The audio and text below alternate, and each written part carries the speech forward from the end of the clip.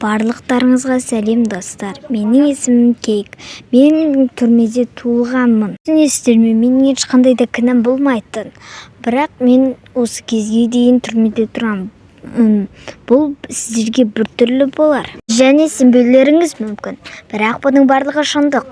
Оқиғамды білгілеріңіз келсе, толық көріңіздер. Арнаға тіркеліп лайк басыңыздар. Сол кезде оқиғамды көретін боласыздар.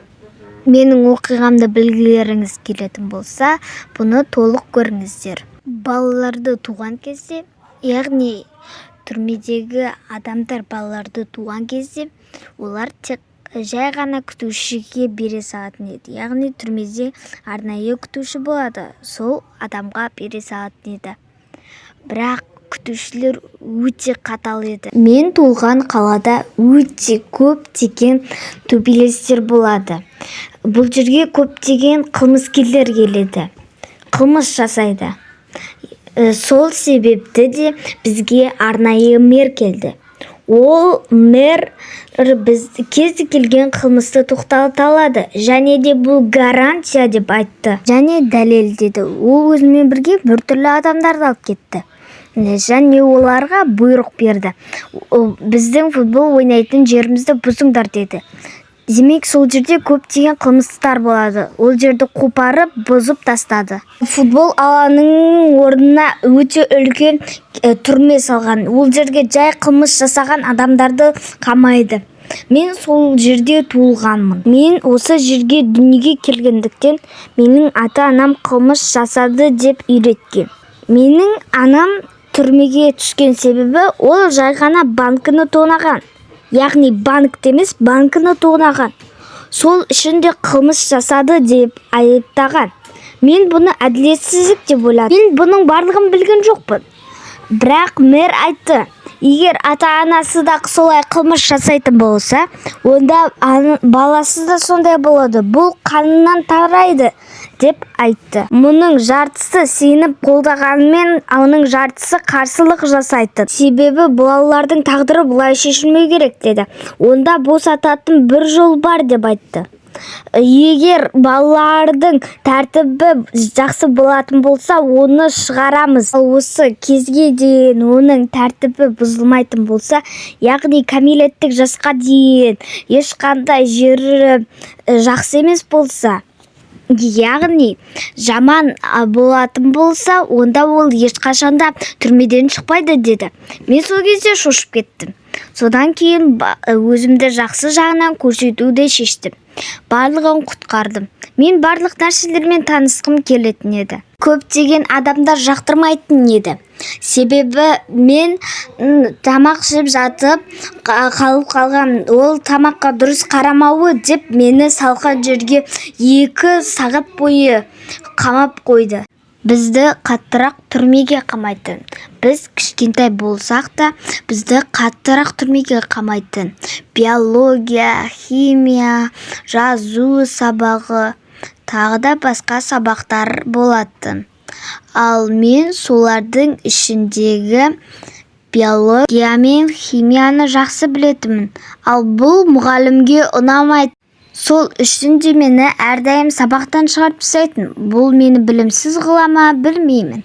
Және менің анам қорлықшы екеніне сене алмадым. Себебі менің анам бар болғаны садақаға ақша салайын деп жатқанда машинасының кілті түсіп кеткен. Ал анам қалай аламын деп ойланып тұрған кезінде әлгі шыны сынып кеткен. Содан кейін әлгі полицейлер келіп, сен қылмыс жасағың келді деді де оны қылмыскер деп алып кетті. Үшінші бостан босқа түрмеге қамалған екен. Ал мен соны түсіндім.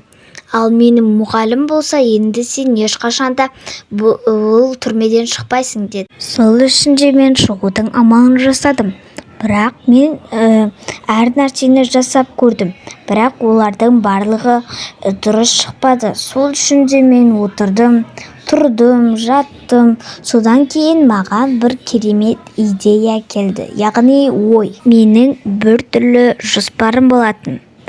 ол жоспар, яғни ол жоспар біз үнемі балалар болып маска жасаймыз. Соларға әрқашан хат тастап кететімін. Әр күн барған сайын хат тастауды шештім. Әрдайым үнемі хат тастайтын. Мен біреу оқып қалатын шығар деген үмітпен хат тастай беретінмін. Сол оймен әліге дейін хат тастап жүрмін. Бірақ ешкімнен жауап алмадым. Содан кейін біраз күндер үмітім үзілмек болды. Бірақ 4 аптадан кейін полицейлер келіп Мейірді ұстап алды. Және Мейірді және оның жұмысшыларын түрмеге қамады. Мен өте қатты қуандым. Және әлгі түрмені жауып тастады. Мен қатты қуандым. Қатты қуанғандықтан жылап жүрдім. Ал сол кезде полицейлер маған айтты: енді жылап қорықпа. Барлық жағдайың жақсы болады деді. Онсыз да жақсы болып кетті. Енді бізде тамақ азайып кеп жатыр еді. Ашаршылық болған кезде біз өліп қалуымыз да мүмкін еді. Сол кезде біз бірдеңе қылып өмір сүруіміз керек еді. Әйтеуір дегенде полициялар Мейірді және оның жұмысшыларын қамап қойды. Ал адамдардың күлкілері, жүздері өте әдемі болып көрікті болды.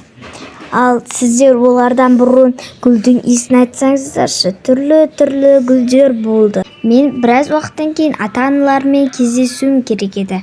Менің ата-аналарым қандай екенін білмедім. Может, олар жаман шығар, немесе жақсы дегенде. Мен оларға барған кезде олар өте жақсы еді.